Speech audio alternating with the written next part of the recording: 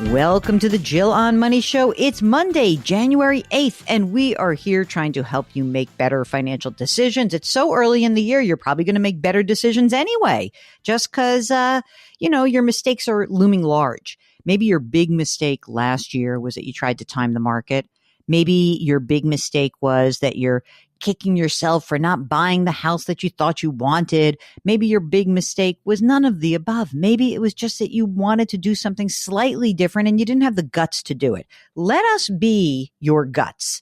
Mark and I love to hear your stories. We want to help you get wherever you want to go.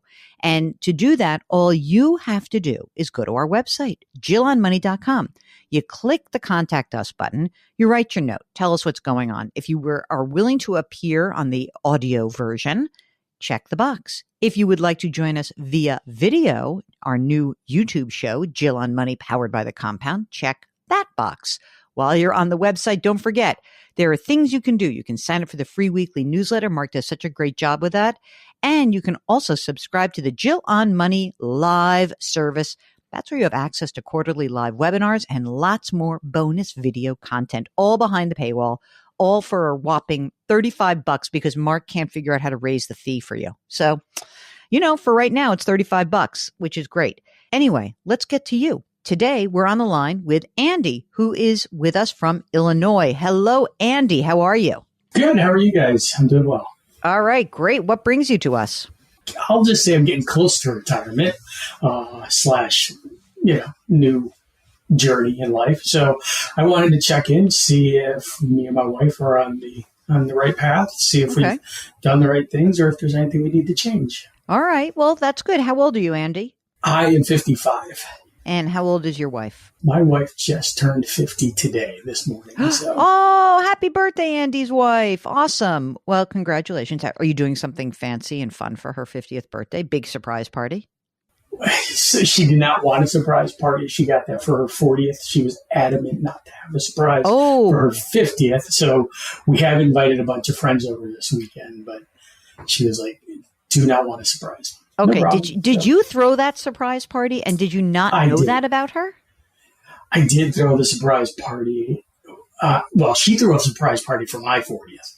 So I did it for her. So, but this time around, we did not do that for our 50th. Why did she? Wait a second. What was it that she didn't like about the surprise?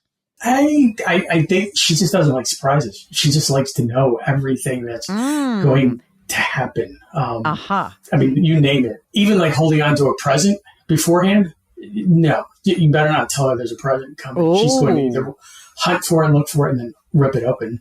She just can't stand surprises and things like that. So yeah, she's not good with that. I had a surprise party thrown for me once and I had to pretend that I didn't know, which I totally knew. But I was convincing, so it was fine. I'm not crazy about the whole surprise party thing. I just think it's a lot of work and I'm not sure the why. But okay, your wife is going to have a great dinner party in her honor and maybe we're going to give her more security in your game plan. And maybe she'll be happy about that because she likes to know what's going on in the future. So Andy, tell us about the financial circumstances that you find yourselves in. Are you both working? So we both work. I am in IT. My wife's a teacher. She's been at the same school district, now going on 22 years. Wow. Myself, I've been working now for, let's just say 30 plus. Mm-hmm. The income that you guys earn together is approximately how much? 300, and I'll just round, 308. 308. Okay. Are you both putting money into retirement plans? I know she has a pension, right? She does. Yes, I fully fund my retirement, my 401k, including catch up. I've been doing that for, probably about 10 years at least.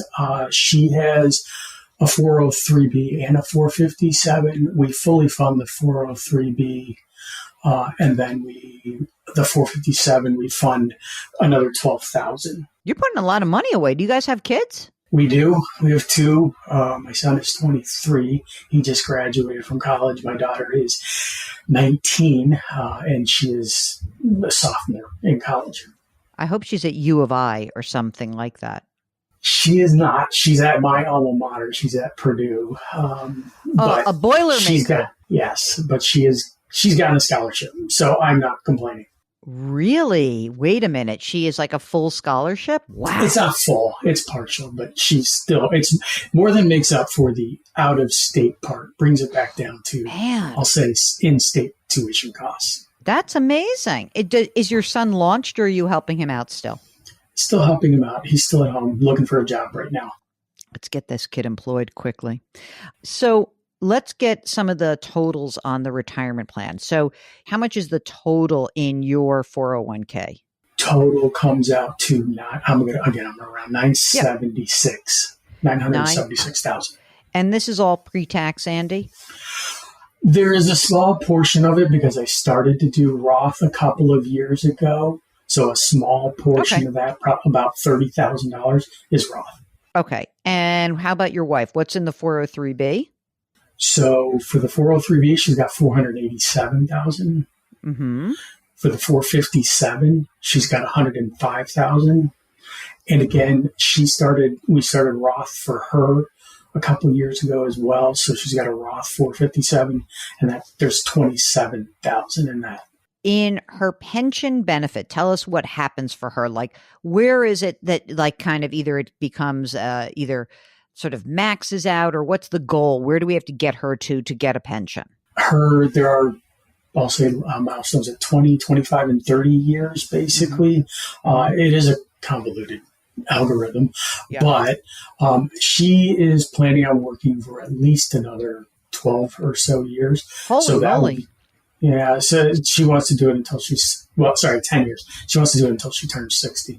Okay, what will it be? And when she's 60 years old, what will that pension amount be? Roughly, if the calculations stay about the same, it should be about 70-ish% of whatever her last 3 years of salary are. They then take the last 3 years, average it, and then based on the algorithm, it's roughly going to be about 70% of that dollar amount. Of your $308,000, how much of that is hers? What is she making now? 108. All right. So if we just looked at 70 grand in today's dollars, right? We can keep that. Okay, good. Now let's do some more fun stuff. Tell us about any money that you have outside of retirement accounts. Do you have a brokerage account, for example? So I've deferred compensation as well right now due to my position. That's roughly about $14,000 today. Okay. I have a brokerage account, $97,000. That's split between an S&P 500 and the Vanguard Star Fund. I have a Fundrise account that's got about $79,000. Okay. Then I've got $100,000 in real estate. What kind of real estate? It's a syndicated real estate apartment complex. Oh, all right. Is it paying anything right now? Is it just or are you getting dividends, or what are you getting? Just getting dividends right now. Mm-hmm. Is there any way out of this until they or is it like no, not until No, I've got another 4 years and then I'm out of it. Okay, all right. In the bank, just big, like basic bank account ish stuff. Yeah, so I still have more. Sorry. So my mom. No, go on. I love more. And my mom passed away earlier this year. Oh. She left us some money. She left us roughly $100,000 broken up between a brokerage account and 63,000 in brokerage, 33,000 in a Roth IRA. All right, and then that's good. I have a rollover from a previous job, $427,000. Whoa! Why is that separate from your 401k? That I wasn't able to at the time roll it into the company that I'm at, and since I just left it. It's at Charles Schwab. At Schwab, you have the rollover account, the 427.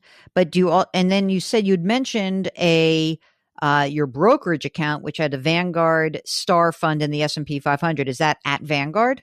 That's all at Vanguard. So the second half of the stuff, my mom's stuff and this rollover is sitting at Charles Schwab. Everything else is sitting at Vanguard. Okay, I gotcha. So emergency fund, $35,000, checking, savings.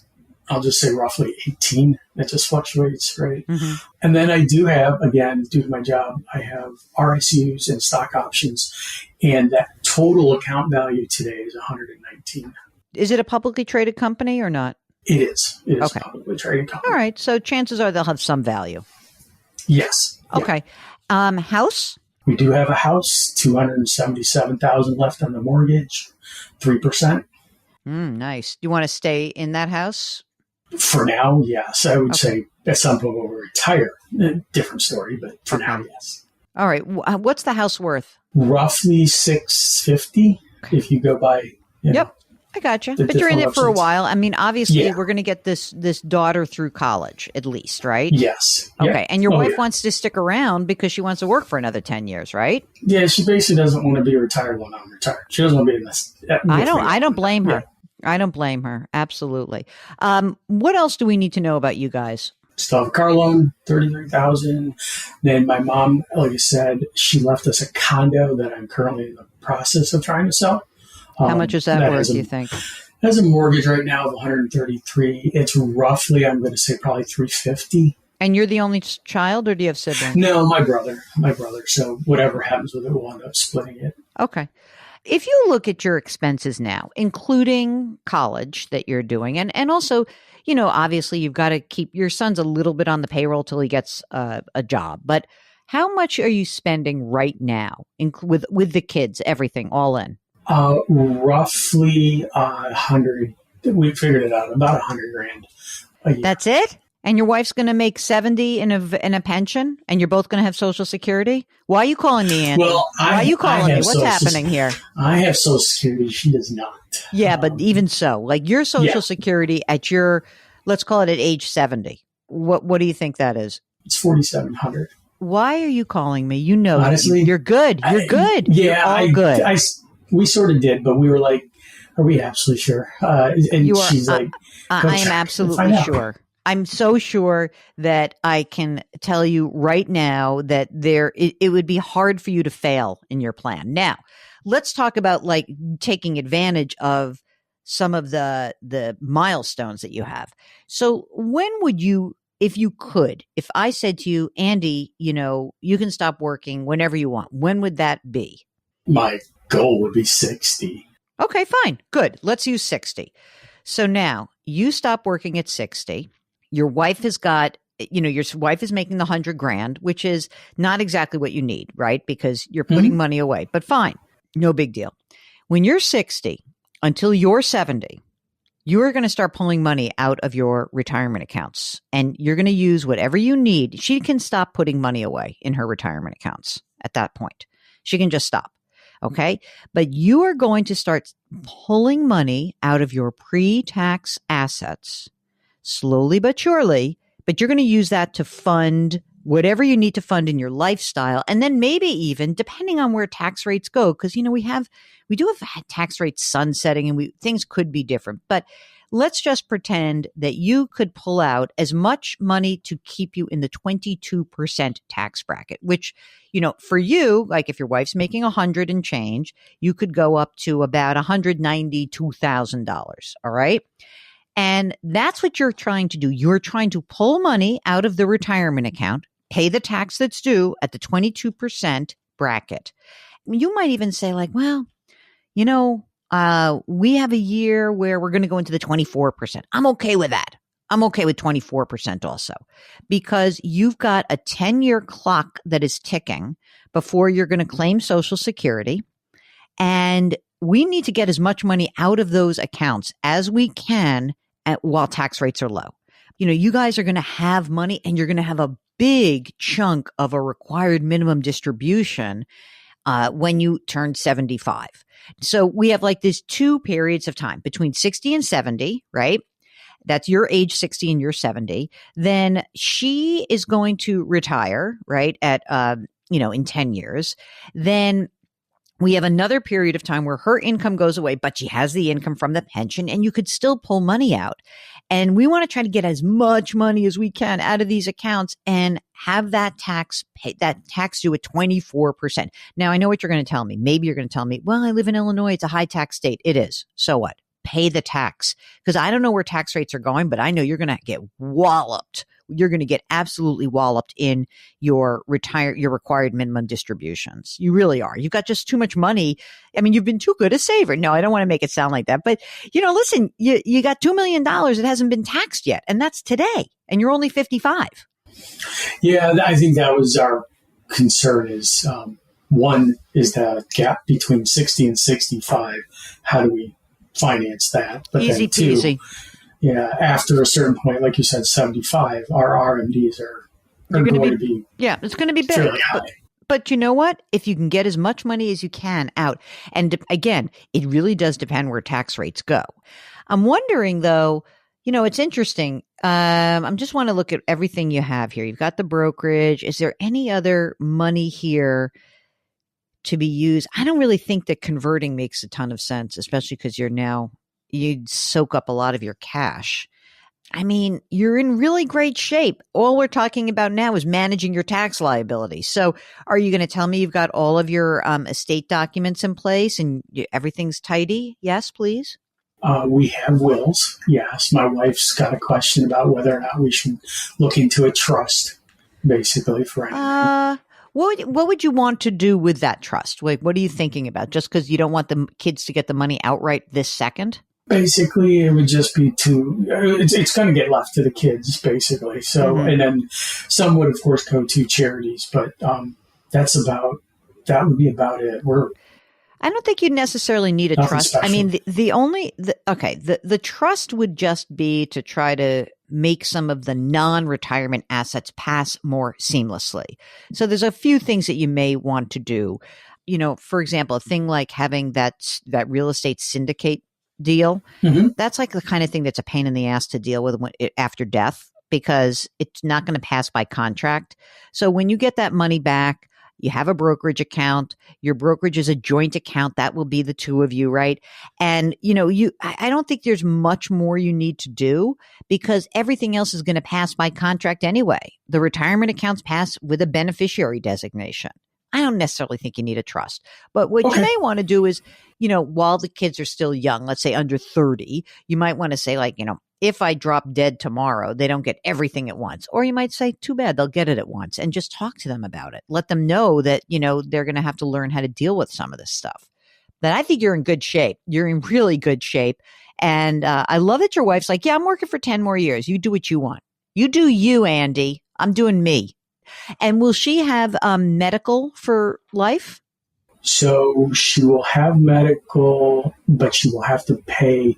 It's subsidized to an extent, so she will have to pay. All right, but it'll be cheaper. But it will be cheaper, yes. Okay. Yeah. Don't spend all of your money. Don't say, oh, I'm so sick of these Midwestern winters. I want to go buy $1 million condo in Florida. Don't do that to me, because right now everything works great. But I bet that's something that's on your mind. Yeah, it is on our mind to move somewhere warmer. Where that will be, we don't know. But we're thinking. What? Let's see how much longer you guys work. Stay in touch with us. I mean, I think that unless you're dying to make that acquisition of another property right now, which she can't do while she's working anyway. Why don't you just if you like someplace warm, go visit, go rent, get that experience, and figure out if you really want to stay there, for any more time, right? Because that's the best way to learn where you want to be and kind of what that feels like. So give it a shot, stay in touch with us. And, congratulations. You've done an amazing job. So we are very delighted that you joined us. We wish you the very best of luck. If you, like Andy and his wife, who nobody likes a surprise party, by the way. I don't think I've ever met one person who's like, that, I love surprise parties. They're not great. So for Andy and his wife, and if you're like them and you don't like surprises and you don't like financial surprises, give us a holler. Go to JillOnMoney.com, click the Contact Us button. Let us know if you'd like to come on the air. Don't forget, while you're on the website, to check out our YouTube show. It's called Jill on Money, powered by the Compound. You got to check it out. It's so great. You can subscribe to this podcast, Jill on Money, on the Odyssey app or wherever you find your favorite podcasts. Please leave us a rating and review wherever you do listen and lift someone up. Change your work, change your wealth, change your life. Thank you for listening, and we'll talk to you tomorrow.